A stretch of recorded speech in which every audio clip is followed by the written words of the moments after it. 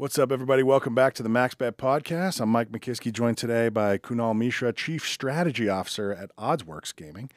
We're here at Blackfire Studios, coming live. Kunal, thanks for joining us, man. Appreciate you. Thanks, Mike. Appreciate it. Nice to see you finally outside of know. the changing room. Yeah, that's for those that don't know what the hell that means. It's Kunal and I go to the same gym, so we oftentimes run into each other at the gym, and it's like we should do this chat, and here we are, fully clothed. Mike has better results than I do. If you look at both of us standing up, he's got muscle. I don't. Yeah, but nobody wants body by Kiski. All right, let's get past that. So I do enjoy the. It's fun talking to content creators, and I know this isn't probably part of your public storied history, but Right. At one point you did have a YouTube channel focused on watches and talking about different wristwatches. So what made you do that? Like, what was the channel about? Like, give me some history on your content. Yeah, sure. So that came out of my need to get sleep, and this is an honest to goodness true story. It's not how I expect you to start that. Exactly. So I'll tell you the exact situation. We were in the process of selling Spin Games back in 2021, and there was a multitude of things that hit us. The first thing was we were obviously going through the process with Bragg Gaming Group and going through the process of selling the company. The second thing was I had to finish our financial audits for the year. I was the CFO of the company and the president. And the third thing was I still had to run the day-to-day business of the company. We were a startup, right? So these were 18, 19-hour days. I remember coming back to my condo in Reno. I lived in Reno at the time. And I couldn't sleep. My mind was still going with all of these things in there.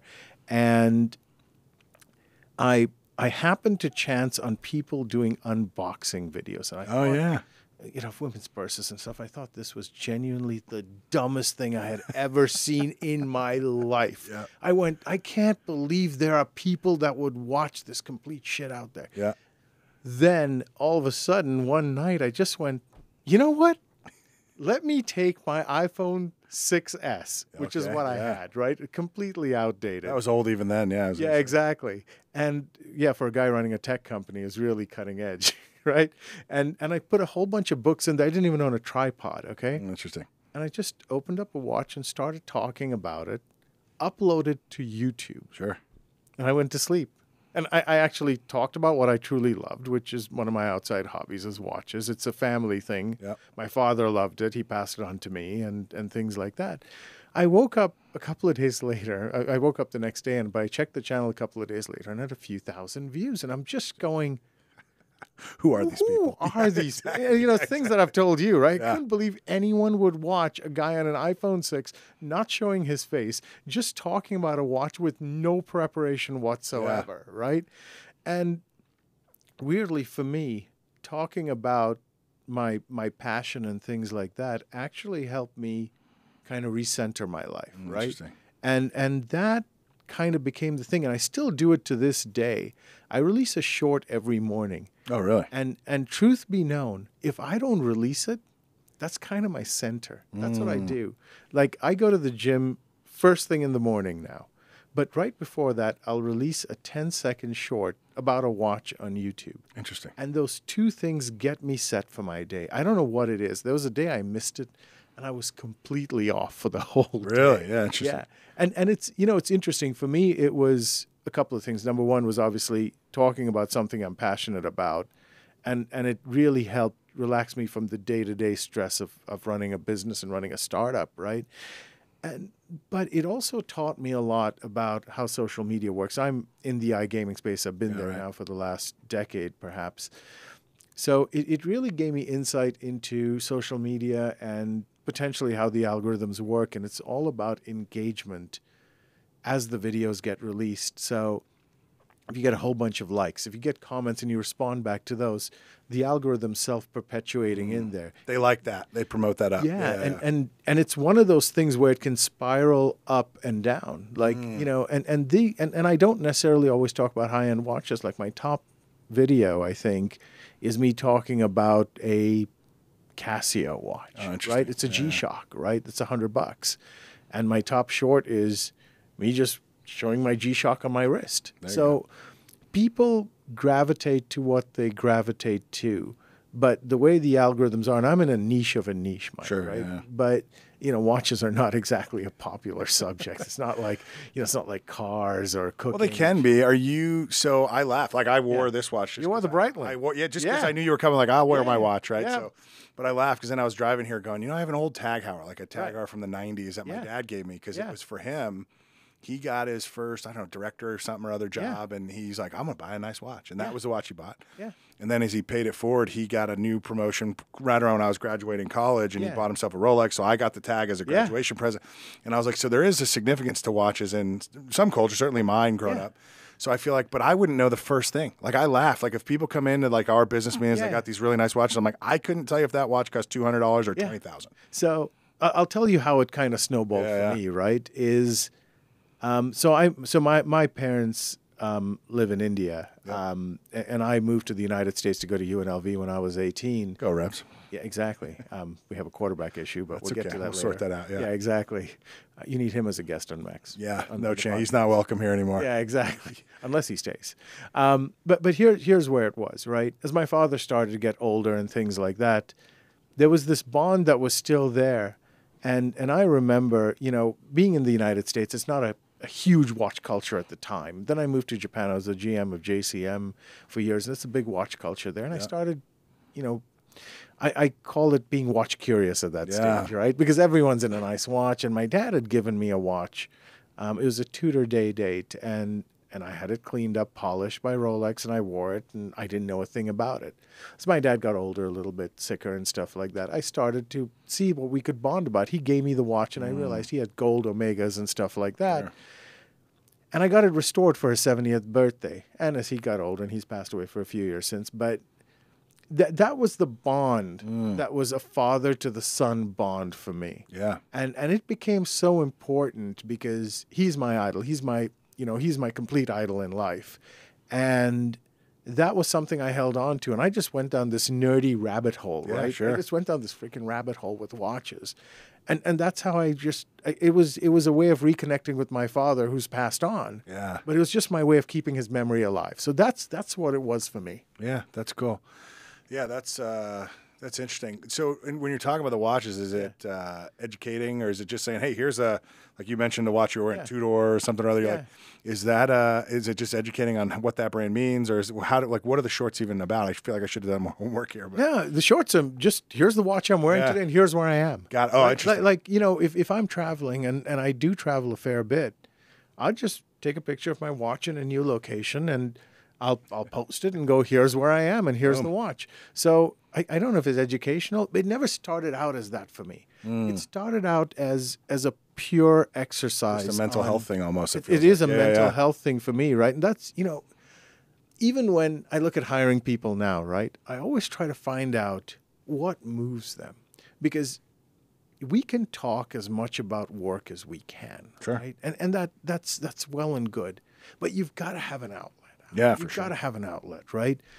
To me, at least, the more successful people I have met in my life always have an outlet. And I'll give you a couple of great examples, right? Around the time I started the channel, Kent, who was the founder at Spin, he got into exercise like crazy into it. Yeah. And that's his outlet, right? So we both came together and had a fantastic partnership. It's been a very successful one, but we both had our outlets. Yeah, right. To the side of it, right? And I mean, as you can tell from me, I have no interest in exercise. You're pretty lean though, so I mean, you may not be like the Hulk, but you're exactly. And you know what? But if you've got that outlet, it makes you that much more focused, right? We only have this many hours in a day.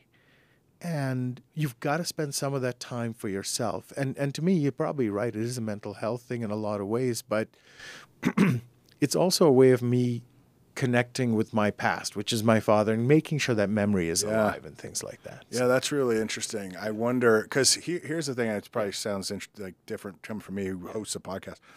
I don't assume anyone cares what I have to say, right? So like I look at having like when Lana and I started this thing, it was we were having fun together, and we just Lana was like, we should post it, so we did.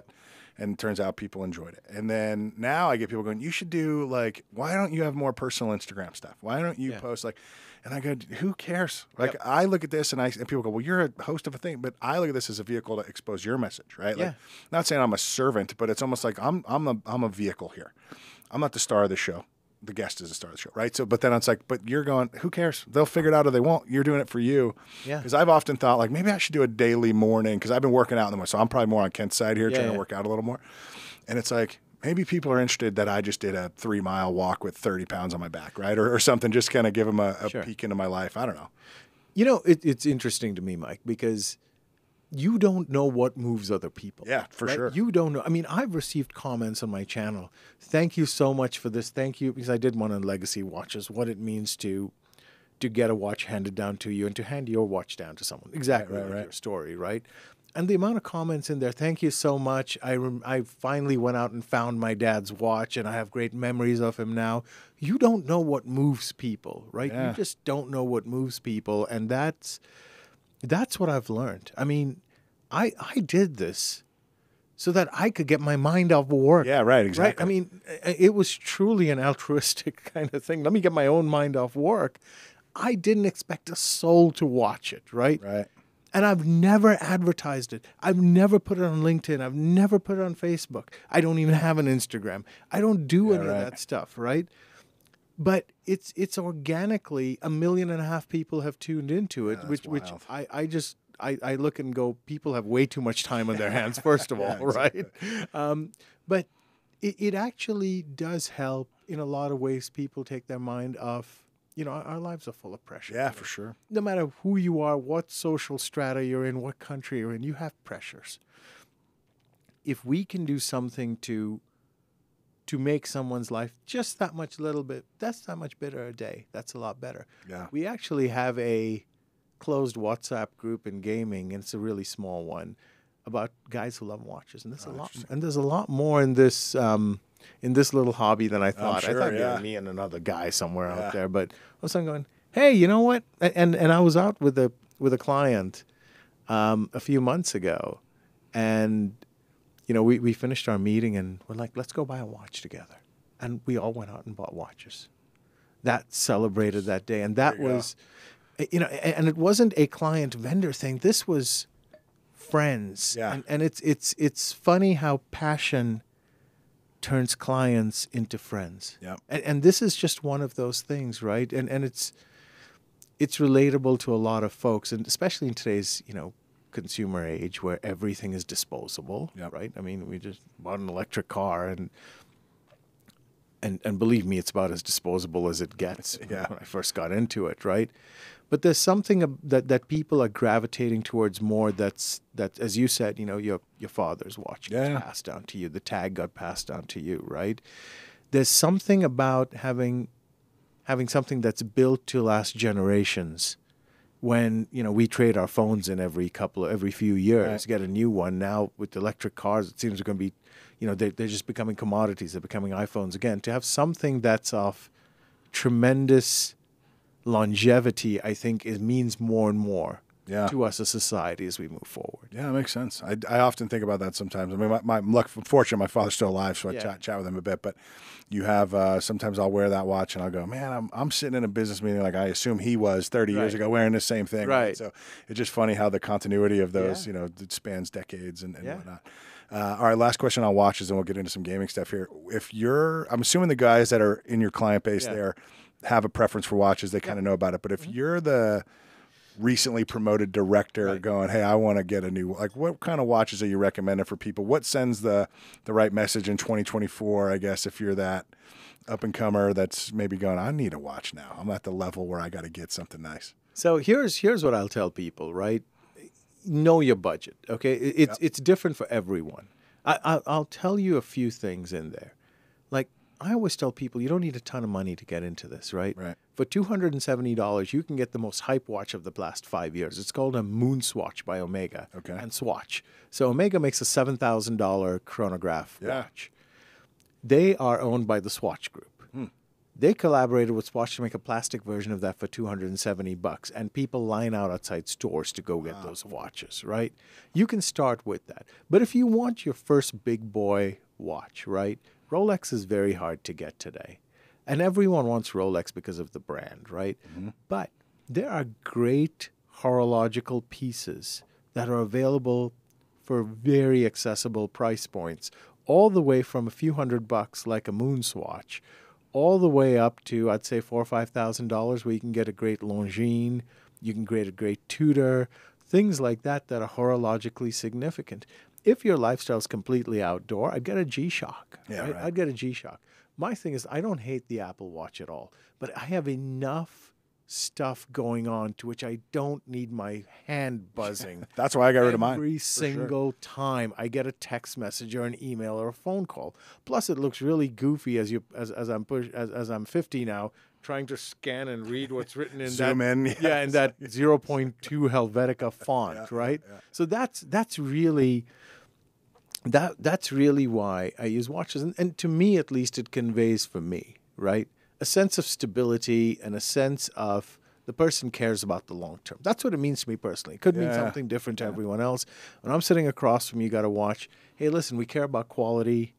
You know, we care about longevity, and we're honoring our past. Yep. That's what it means to me. Nice. Watches are not new tech; they're old tech. Oh yeah, they've been around for longer than we've been here. So. A lot longer, right? So yeah.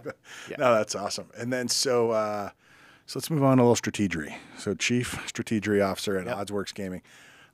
For those like me that probably didn't know, I didn't know what Oddsworks was before you went there. I'm not even sure I could articulate it now. What is Oddsworks, and kind of how's that been going for you? So Oddsworks is a company in the North American iGaming market, and it's set up, truth be known, similar to Spin, right? Okay. That was kind of the model. We blazed a model over at Spin that was somewhat unique. So what Oddsworks is a distributor of technology and content into the North American market. I'll tell you what I mean by that. In the iGaming market today, there's a lower barrier of entry than there is in the land-based side of the business, because you don't need to spin up a factory and there's no capital to build all the machines, or certainly less to we do have to worry every now and then about that one patron who spends a lot of money is on his iPhone 6S. Yeah, right. It's actually in a true between story. watch videos, and it's actually a true story. I think I still have my iPhone 6S somewhere just for our testers to test it.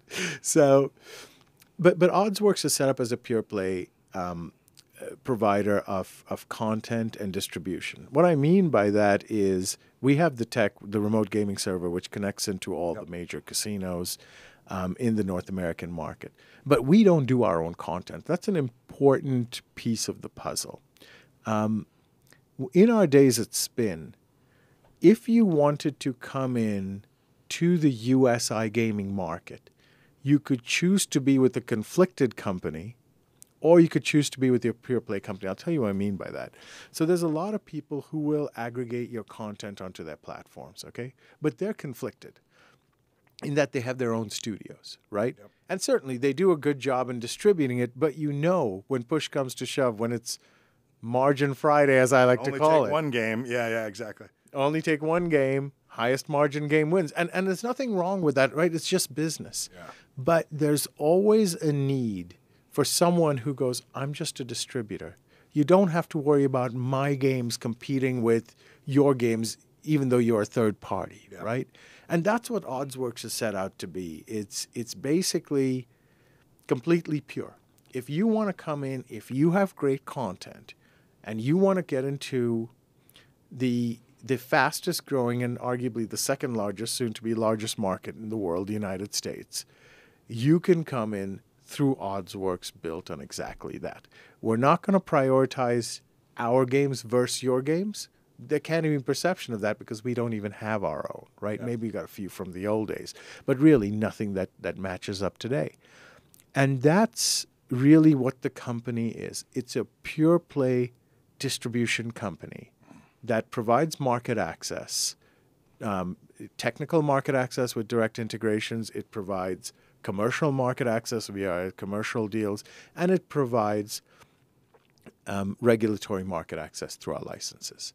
So that's what the company is set out to be.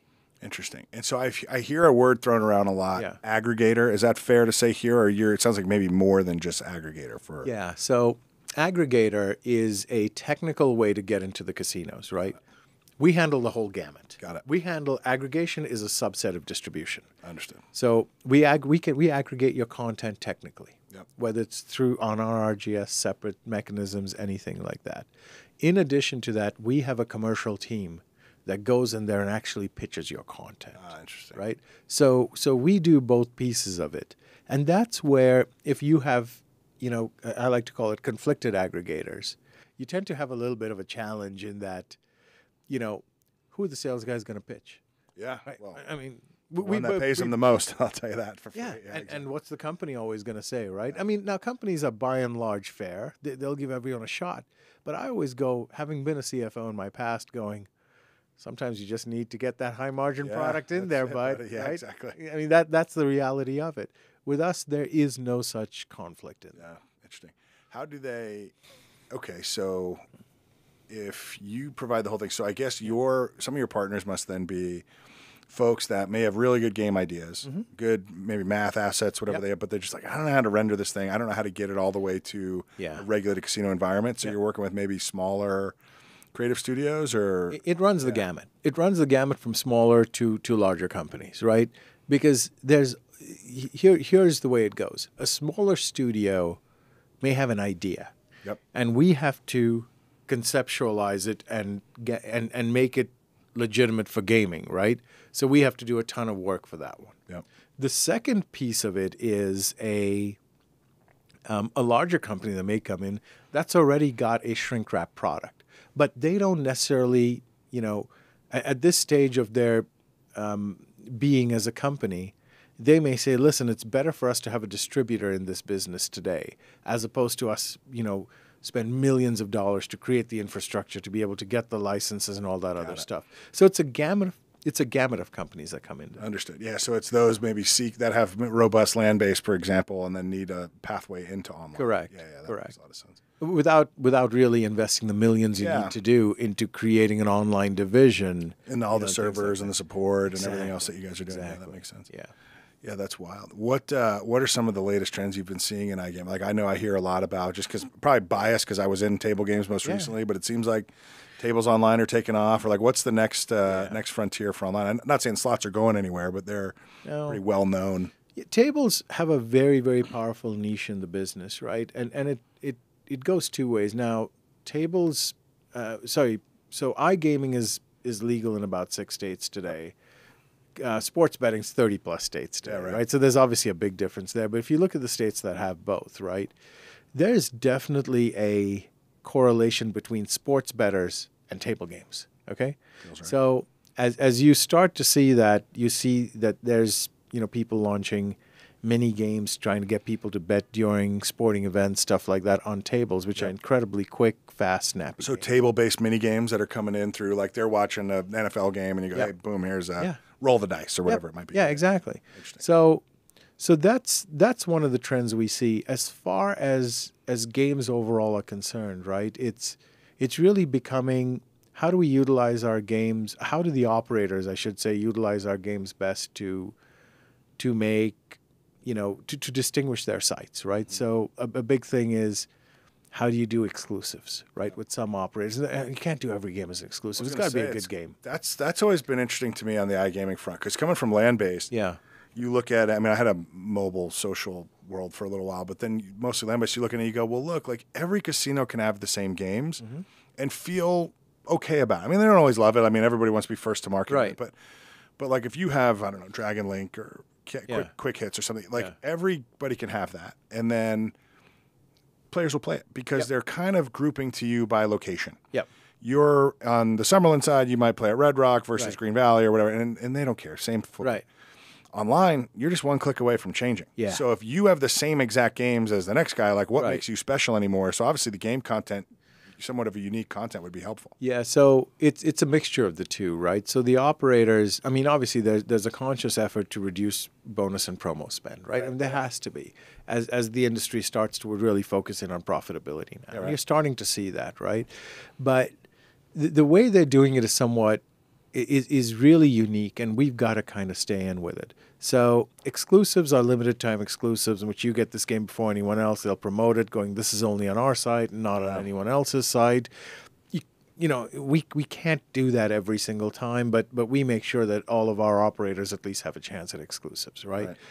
The second thing is operators actually doing their own games. They're doing bespoke games with us. They're doing, you know, their own games sometimes and things like that to distinguish their sites. So when you say that can either be kind of a normal thing or it can be terrifying. So when you say bespoke games, you're saying, and I don't know, let's just pretend Oddsworks, and maybe you have one. Oddsworks has a math model of a game that maybe for today is cherries and sevens. Yep. But and I'll pick on MGM. MGM's like, I don't want that. I want lions and Liberty Bells to signify my properties. Yeah. So it's basically the same game that you created, but now skinned for MGM. Is that what you're saying? Or they're creating a whole unique product? They're doing both. Like the skins are being done all the time, right? There's no doubt about that. Actually, going back in lore, there used to be 50 games called Majestic Lions at MGM, the Big Green Casino out here. When the Wizard of Oz was still themed in there? Yeah, exactly. And that's when I was an engineer, a mediocre one, but I was still an engineer in those times. I remember coding that platform. And Majestic Lions were just blazing sevens. You just replace the 7 with the lions. Yeah, right. And that game, cab drivers would go out there and tell people, go play those games because they're hot. They weren't, but there were 50 of them. Like it was, 50 of them in one bank, and every now and then the $1,000 jackpots start hitting a lot because the odds of it are. It just seems like it that way. But yes, that is a very simplistic way to get into the market, right? But operators are, you know, looking at doing bespoke games now. I mean, they're looking sometimes on their own volition, sometimes partnering with people like us to do their own games. I look at that as a positive, right? I look at that as a big positive for the industry. We've got operators engaged going, here's what we think is going to work. We just have to find, you know, we just have to tag along with that and create the best product for the operators. There's always going to be a need, Mike, for high quality content, right? There's always going to be a need for that, 100%. right? What it's weeding out is the low quality or the low value content, right? And I'll tell you, doing a standard blackjack game, there shouldn't be a royalty on that, in my opinion. It's a public domain game, right? It's a public domain game. Why should there be a royalty on that game? Operators for the longest time were saddled with a royalty. Yeah. Well, somebody had to build it, so there was effort to make it available, I guess. But exactly. Yeah. But there comes a point of fairness, too, from our side, right? It can't be greed.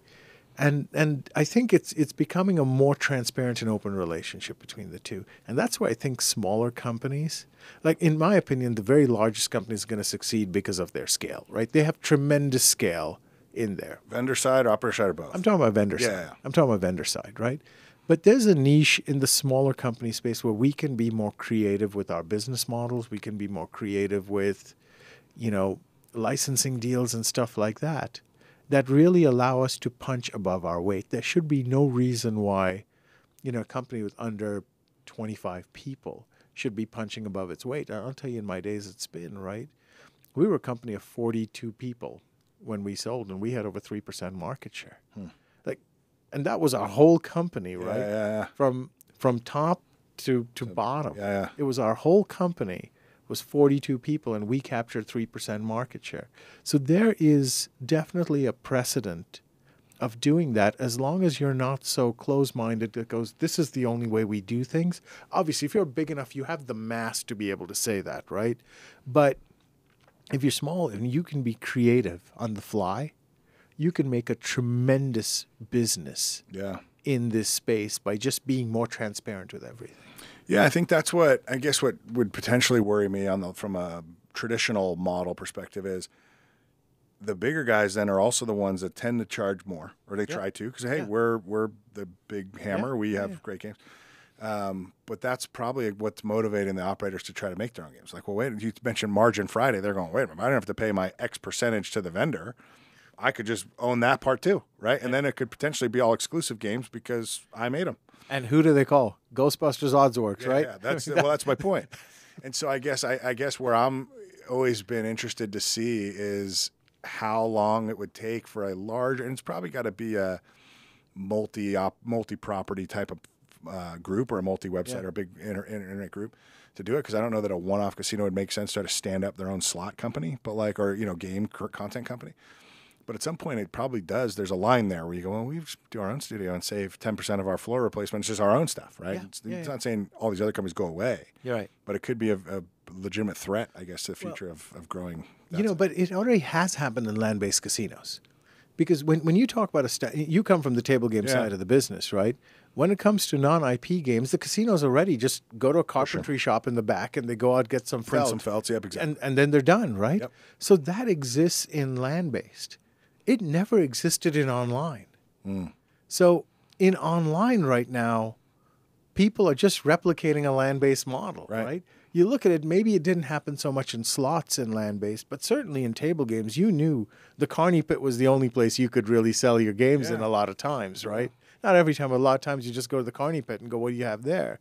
That's your TAM in essence, right? Yep. But in iGaming, people were paying for non-IP games. They were paying a lot of royalties. Yeah, right. And companies are getting smart to that. They're going, no, we don't want to do that, right?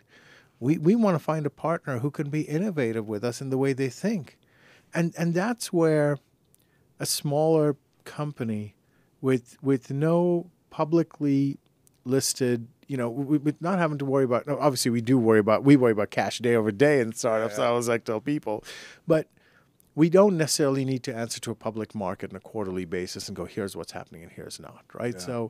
So in my opinion, and I fervently believe this, because believe me, I came from the land-based side of the industry working for big companies. I worked at the predecessor of Light & Wonder, Bally. Yeah, right, same. Yep. And then I worked at Cadillac Jack for 2 years, and then I was at JCM for about 7 or 8 years. So I've had the big company, big market, land-based side of it.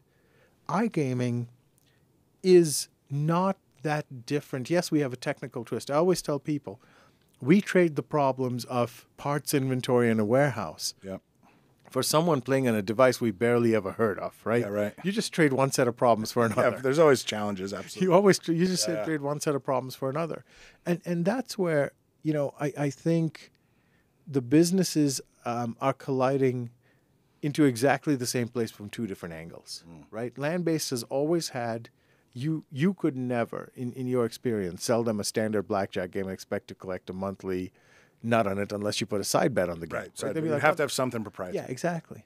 And the same thing's happening in land-based. So it doesn't scare me in iGaming. The same thing's happening in iGaming. It doesn't scare me. It just means the operators they know exactly what's going on, right? Oh, for sure. Yeah. And they're going, if you're innovative, we'll get you at the top. Yeah. If you come into me with the same crap, you're going nowhere. Yeah, right. You're going absolutely nowhere. Yeah, we'll bury you in the site. Exactly. You're going to get buried. But come to us with something innovative, either on a game, either commercially, something like that. And we'll get you at the very top. And that's the niche that the startup area in iGaming, which itself is a startup industry, right? Yeah, right. But that's the niche they're in. Interesting. Yeah, so it sounds like then you guys have solved a lot of the infrastructure. You're saying, hey, regulatory, technical, commercial. It sounds like leading the charge, or certainly amongst the forefront of some of these creative commercial deals and trying to think differently and innovate, right? What's next? I mean, you're the strategy guy. What's coming down the road for you guys over the next 12 months? Like next, obviously, we're recording right before G3, but it'll come out right after. Yep. So the show happened, but what's the next message? Like, where do we go from here? It's hypergrowth. Yeah. It's hypergrowth. It's do everything we're doing times 3 or times 4, right?